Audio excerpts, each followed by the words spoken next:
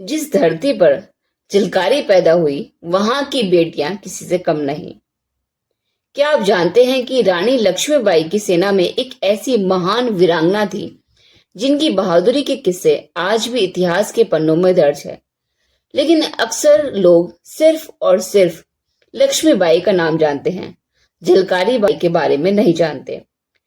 लेकिन झलकारी बाई ऐसी महान वीरांगना थी जिन्होंने अंग्रेजों को धूल चटा दी। इन्होंने 1857 की क्रांति में अपने शौर्य से अंग्रेजों के चक्के छुड़ा दिए। आज हम जानेंगे झलकारी देवी की प्रेरणादायक कहानी और उनकी गुमनाम शहादत की गाथा के बारे में। इसलिए इस वीडियो को एंड तक देखें और सभी के साथ शेयर करें और हमारे चैनल को सब्सक्राइब जरूर करें। आइए बात करते हैं कि झलकारी देवी कौन थी। महान वीरांगना झलकारी देवी जी का जन्म 22 नवंबर 1830 को झांसी के पास भोजला गांव में हुआ था। ये एक दलित परिवार में जन्मी थी और बचपन से ही इन्होंने घुड़सवारी, तलवारबाजी और युद्ध कला में अपनी निपुणता हासिल की थी। गरीब परिवार में होने के बावजूद इन्होंने अपने हौसलों से कभी भी अपनी कमजोरी को साबित नहीं होने दिया। इन्होंने कभी भी हार नहीं मानी। क्या आप जानते हैं कि झलकारी देवी की शक्ल रानी लक्ष्मीबाई से काफी मिलती जुलती थी। झलकारी देवी और रानी लक्ष्मीबाई की मुलाकात कैसे हुई?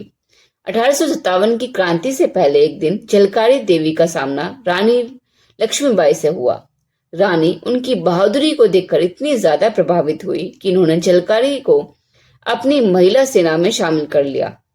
झलकारी देवी की कुछ खासियत थी जिससे लक्ष्मीबाई काफी प्रभावित हो गई, जैसे कि झलकारी देवी की बेहतरीन तलवारबाजी, घुड़सवारी में निपुणता और दुश्मनों पर घातक वार करने की कला में माहिर। 1857 की क्रांति और झलकारी देवी का बलिदान। 1857 में जब अंग्रेजों ने झांसी पर हमला किया तो झलकारी देवी ने रानी लक्ष्मीबाई के साथ कंधे से कंधा मिलाकर युद्ध में लड़ाई लड़ी। जब अंग्रेजों ने किले पर हमला किया तब झलकारी देवी ने रानी लक्ष्मीबाई का रूप धारण करके दुश्मनों को गुमराह किया और अंग्रेजों से लड़ाई लड़ी। अंग्रेजों को लगा कि वे रानी लक्ष्मीबाई को पकड़ चुके हैं, लेकिन असल में वो रानी लक्ष्मीबाई नहीं बल्कि झलकारी बाई थी। जब अंग्रेजों को सच का पता चला तब तक रानी लक्ष्मीबाई सुरक्षित वहां से भाग गई थी।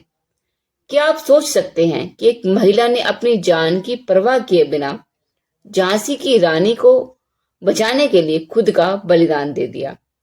लेकिन ये बड़े अफसोस की बात है कि आज भी इतिहास में सिर्फ रानी लक्ष्मीबाई का नाम लिया जाता है, बल्कि असलियत में तो लड़ाई लक्ष्मीबाई ने नहीं बल्कि झलकारी बाई ने लड़ी थी और बलिदान झलकारी बाई ने दिया था, क्योंकि रानी लक्ष्मीबाई तो वहां से भाग गई थी।